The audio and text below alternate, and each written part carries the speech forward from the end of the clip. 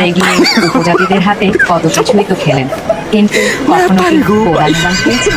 আজ দেখাবো কিভাবে বোদা হেবাং রান্না করতে হয়।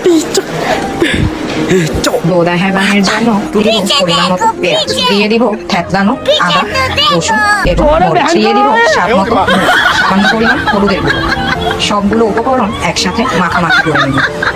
দিয়ে দিব পরিষ্কার করে রাখা কিছু চুরি শুটকির টুকরো, আবারও মাখামাখি করব। এ পর্যায়ে 6টা ডিম ভেঙে দিব। আমরা আবারও মাখামাখি করব।